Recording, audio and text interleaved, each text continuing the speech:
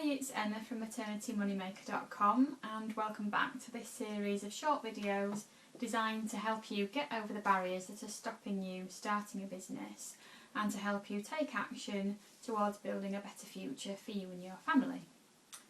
Today's video is more a should be asked question than a frequently asked question. And it relates to sole traders. So if you are going to set up a business and you've decided that being self-employed or being a sole trader is the best structure for you, this is for you.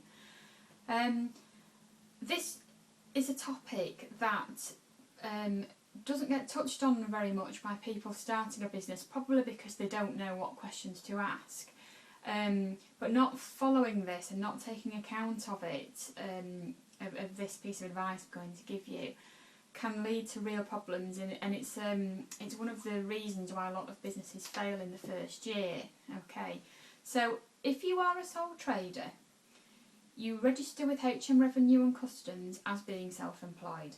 They then make a note on their records that you are going to have to fill in a self-assessment tax return at the end of the tax year.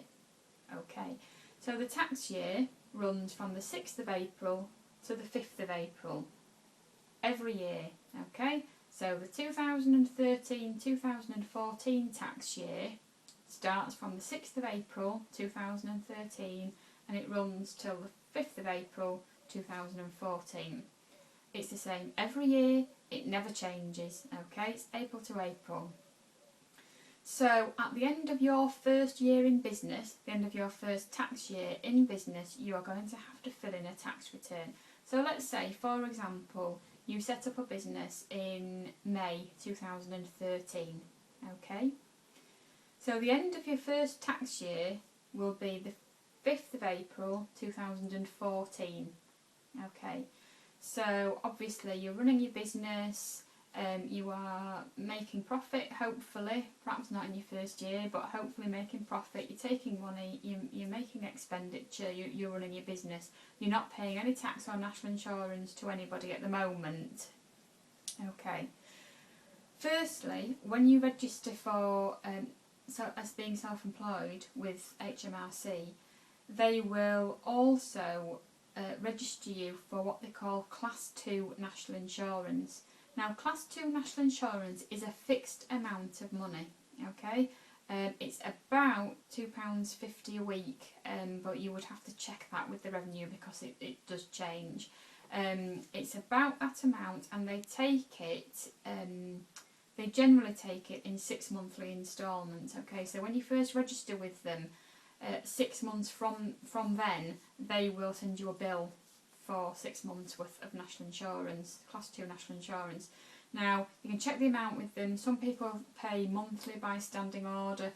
It's a fixed amount. It doesn't matter how much you earn.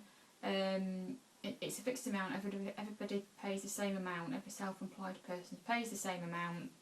And you can pay it monthly or 6 monthly or quarterly in some cases. You would need to check with the revenue or with your accountant how best to do that. So Class 2 National Insurance is the first kind of national insurance you will pay, okay, and you pay that throughout the year. When it gets to the end of the tax year, so the 5th of April, following starting your business, you will be sent a notice to complete a tax return. Now, you can either fill in the tax return yourself if you're a sole trader, or you can ask an accountant to do that for you. You will work out how much profit you've made since you started trading, and you'll work out how much income tax and how much Class 4 national insurance you owe. Okay, again, I'm not going to go into the rates, I'm not going to go into how to calculate that because it's very complicated and we haven't got time in this video.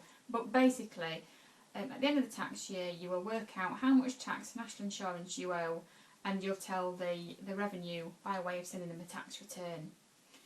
You have to pay that tax and Class 4 national insurance by the following 31st of January. Okay, so going back to our example, if you start your business in May 2013, when it gets to the 5th of April 2014, you'll be sent a letter telling you have to complete a tax return online. So you'll work out how much profit you've made, how much tax and national insurance you owe, and you'll submit your tax return to HM Revenue and Customs. They will confirm how much tax and national insurance you owe, and in this example you would have to pay it to them by the 31st of January 2015. Okay, so when you think about it, that's giving you quite a long time there. If you start your business in May 2013 and you don't have to pay your tax and national insurance until 31st of January 2015, that's quite a long lag, and it's very useful when you first get started. But you have to make sure that you account for that. And there's not really much of an excuse. If you think about how much of a time lag you've got there, you have to make sure you've got that money ready to pay by that 31st of January. Now, this is the thing that people don't realise and that catches them out. As well as the tax and national insurance that you have to pay for the tax year we've just spoken about, you also have to add on half as much again towards the following year's tax and national insurance.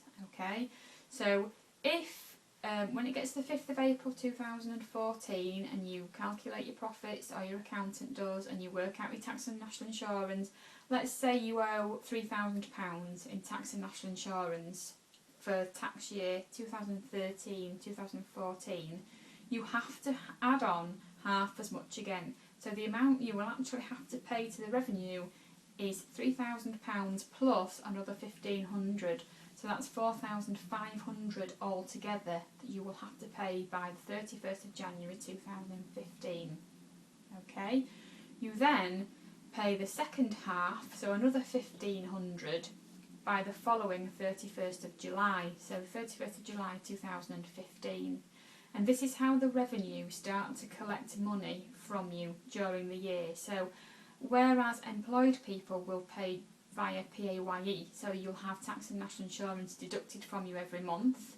If you're self-employed, once you've been in business for a couple of years, you are paying some of it on 31st of January, some of it on 31st of July, and then you pay a balancing figure the following 31st of January. Okay. Now again, I know that's quite complicated and it can be a little bit confusing, so it's something else you need to ask your accountant really.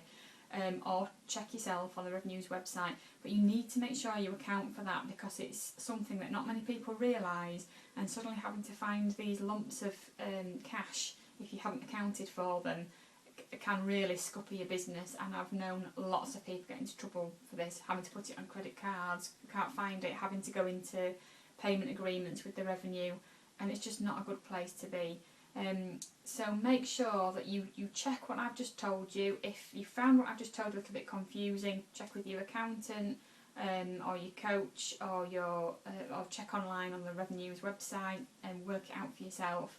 But you need to make sure you account for it. And again, it's something that I take my mums through. When we start a business, we go through all this, and we have we put notes in our diary of when payments are going to have to be made, and roughly how to keep track on roughly how much you're going to have to pay, and all that kind of thing. And that's the kind of thing that you should do for yourself if you are setting up a business on your own.